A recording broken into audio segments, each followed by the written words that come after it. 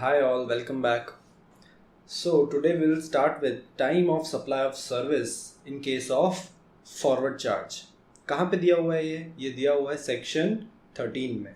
ठीक है. सो प्रोविजन क्या है time of supply of service के लिए. तो time of supply of service के लिए हमें सबसे पहली चीज़ ये चेक करनी है कि whether invoice is issued within 30 days from the date of supply of service. मान लेते हैं सप्लाई ऑफ सर्विस की डेट है 1 Jan 2019. ठीक है. तो क्या इनवॉइस 30 डेज के अंदर इशू कर दी गई है. मान लेते हैं इनवॉइस इशू की गई है 25 Jan 2019 को और इस केस में इनवॉइस इशू किया गया है 5 Feb 2019 को. सो केस नंबर 1 देखते हैं. When invoice is issued within 30 days from the date of supply of service. अगर इनवॉइस 30 दिन के अंदर इशू कर दिया गया है तो टाइम ऑफ सप्लाई क्या होगा. डेट ऑफ इनवॉइस और date of payment whichever is earlier. तो डेट ऑफ इनवॉइस क्या देखा हमने 25 Jan. Suppose date of payment is 15 Jan. तो टाइम ऑफ सप्लाई क्या होगा. Time of supply would be 15th Jan 2019. अगर invoice is not issued within 30 days from the date of supply of service, then time of supply would be date of supply of service or date of payment whichever is earlier. तो इस case में invoice कब issue हुआ है. invoice issue हुआ है 5th Feb को which is not within 30 days of completion of service. ठीक है. तो date of supply of service क्या है. Date of supply of service is 1 Jan and date of payment is 15 Jan. तो time of supply क्या होगा. Time of supply would be 1 Jan. ठीक है. सो ये है टाइम ऑफ सप्लाई का time of supply of service का provision कि अगर इनवॉइस 30 दिन के अंदर इश्यू हो गया है within 30 days from the date of supply of service तो time of supply would be date of payment और date of invoice whichever is earlier. If invoice is not issued within 30 days from the date of completion of service then date of supply of service और date of payment whichever is earlier. अब friends ऐसा क्यों किया. Because service आपने provide कर दी लेकिन आप क्या कर रहे हो. इनवॉइस इशू ही नहीं कर रहे हो. जैन में सर्विस प्रोवाइड की, फेब में भी नहीं किया, मार्च में भी नहीं किया, मई में भी नहीं किया. ठीक है. जून में भी नहीं किया. तो अगर आप इनवॉइस इशू नहीं करोगे तो आपका टाइम ऑफ सप्लाई अराइज ही नहीं होगा. टाइम ऑफ सप्लाई अराइज नहीं होगा तो आपको गवर्नमेंट को टैक्स कभी पे ही नहीं करना पड़ेगा. इसलिए गवर्नमेंट ने क्या किया. When you supply the service in that case you have to issue the invoice within 30 days from the date of supply.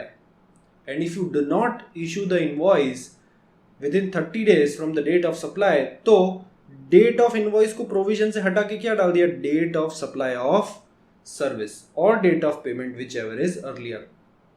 जिससे क्या होगा. गवर्नमेंट का टैक्स कलेक्शन में डिले नहीं होगा और आपको गवर्नमेंट को टाइम से टैक्स पे करना पड़ेगा. ठीक है फ्रेंड्स. सिंपल है. समझ आ रहा है. कुछ एग्जांपल्स देखते हैं.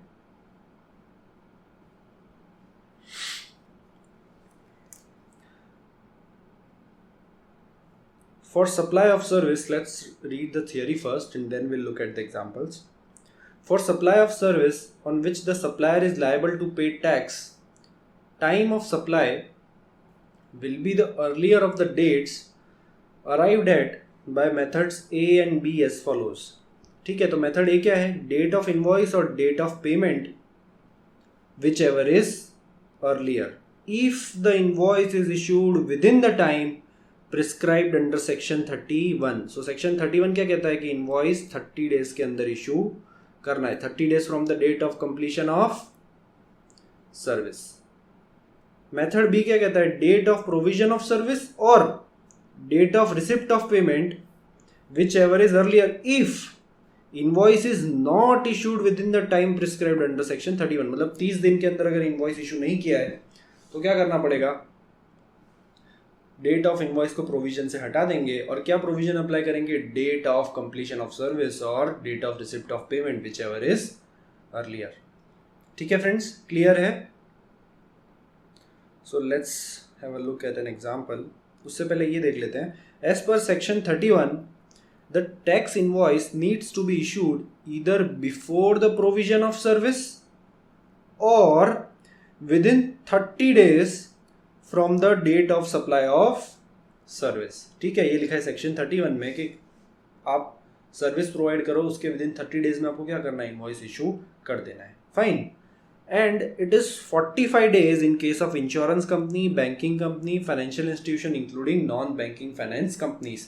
तो insurance, banking, financial institution including NBFCs के केस में क्या है, उनको क्या 30 दिन के अंदर इनवॉइस इशू करना है? नहीं, वो लोग सर्विस प्रोवाइड करें उसके 45 days के अंदर उनको इनवॉइस इशू करना है. तो उनको 15 days की लिबर्टी दी गई है. ठीक है, एग्जाम्पल देखते हैं.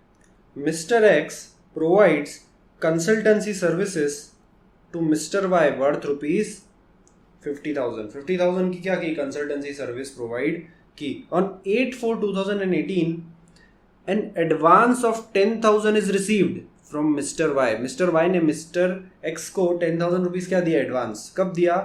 8 अप्रैल को. On 10/4 the consultancy services are provided. 10 तारीख को क्या हुआ, कंसल्टेंसी सर्विस प्रोवाइड हुई. On 16/5 mister X receives the balance payment of 40,000. Balance payment कब आया? 16 मई को. And records it in his books. What will be the time of supply assuming Mr. X issues the invoice on situation 1 15th April, situation 2 15th May. So दो situations दी गई हैं और हमें पता करना है कि time of supply क्या होगा. First situation में date of issue of invoice is 15th April.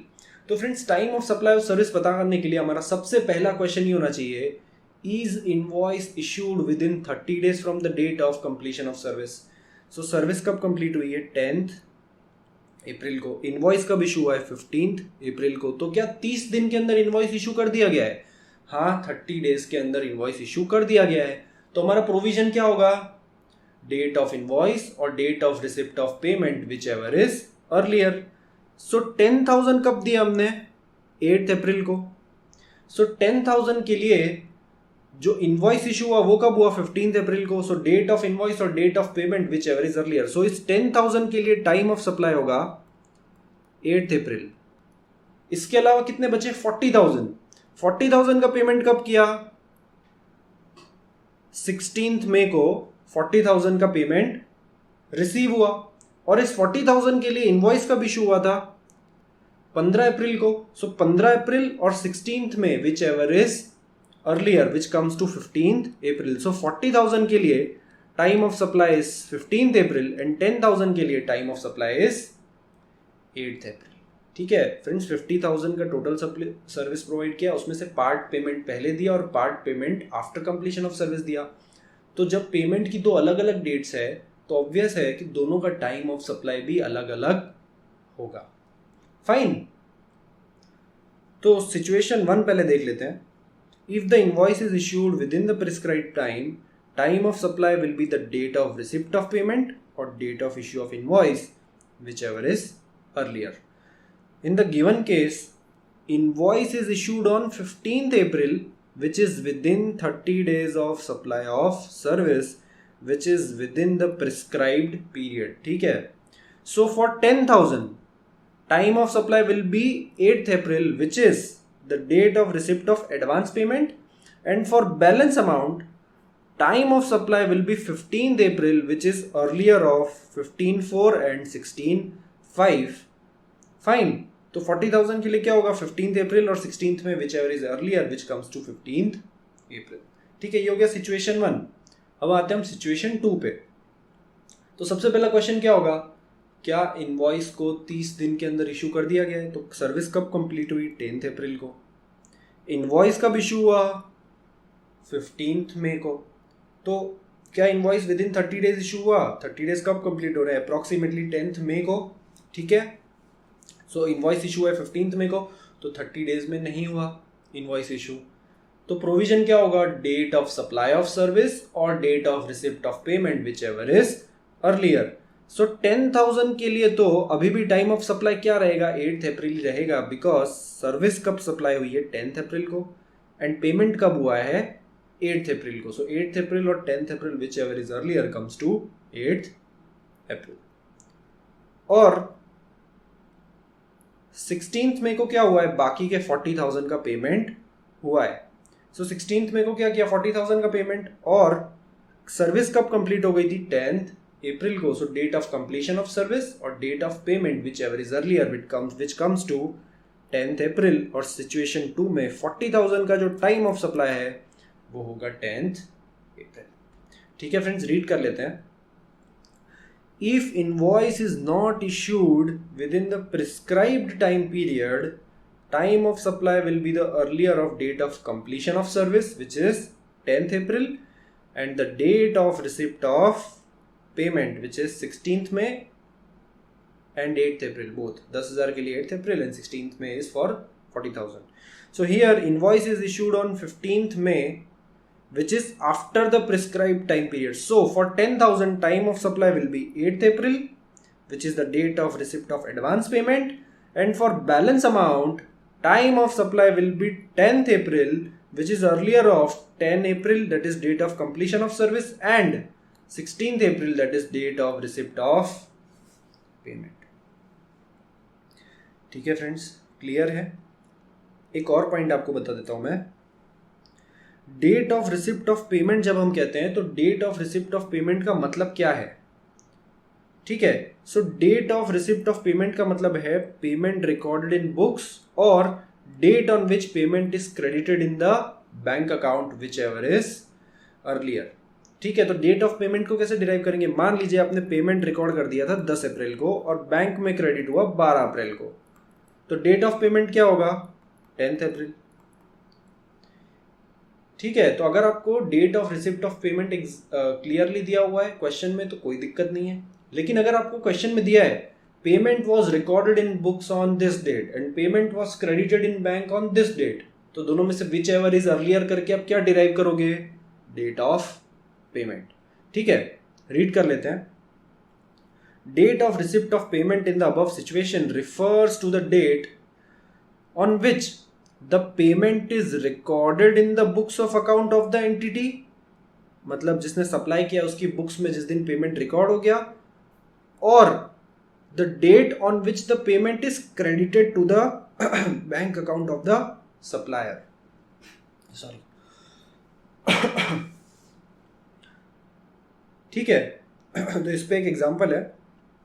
Assume that payment is recorded in the books of the supplier on 25th जुलाई. 25 जुलाई को क्या हुआ, पेमेंट रिकॉर्ड हो गया बुक्स में, and the date as per the bank statement is 27 July. Bank statement में कब credit हुआ, 27 जुलाई को. So in this situation date of receipt of payment will be taken as 25 July 2018 as it will be earlier of the two events. तो date of पेमेंट क्या होगा इस केस में, 25 जुलाई.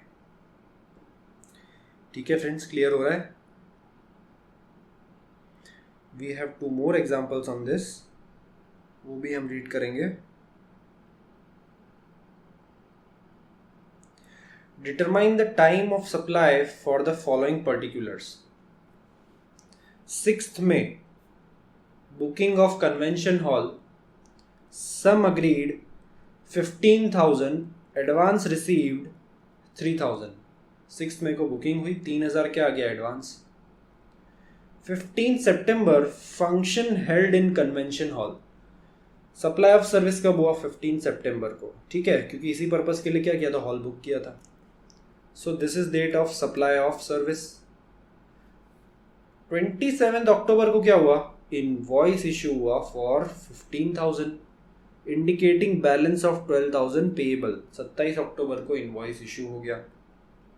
3 नवंबर को बैलेंस पेमेंट आया 12,000 का.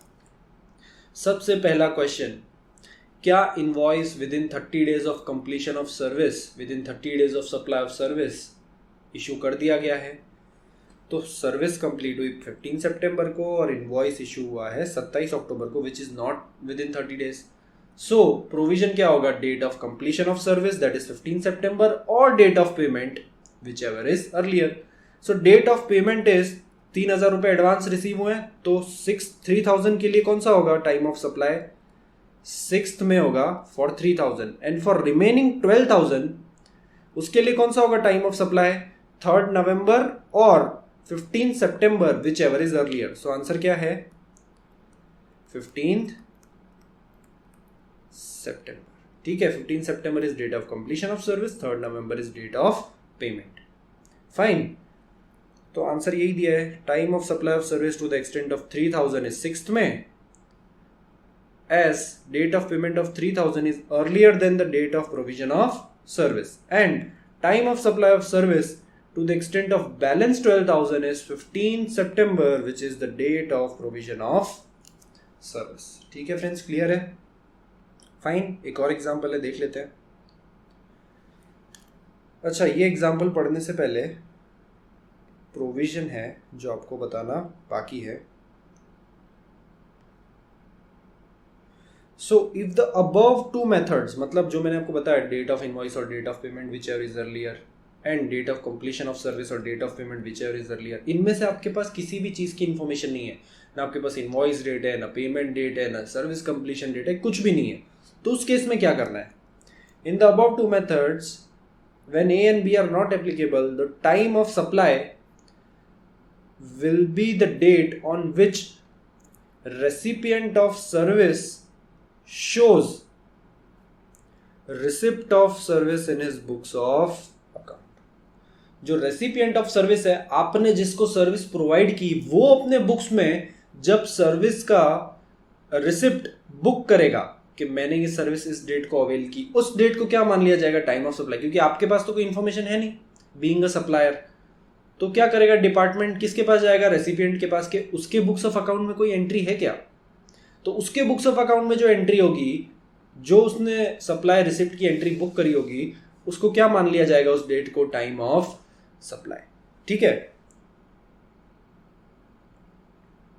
सो investigation shows that ABCN company carried out service of cleaning and repairs of tanks in an apartment complex. Investigation shows out that मतलब आपने तो टैक्स पे किया नहीं बीइंग एबीसीएन कंपनी, डिपार्टमेंट ने इन्वेस्टिगेट किया तो पता पड़ा कि आपने सर्विस तो प्रोवाइड की है लेकिन टैक्स पे नहीं किया है, और आपके पास time of supply of service prove करने के लिए कोई डॉक्यूमेंट भी नहीं है. ठीक है.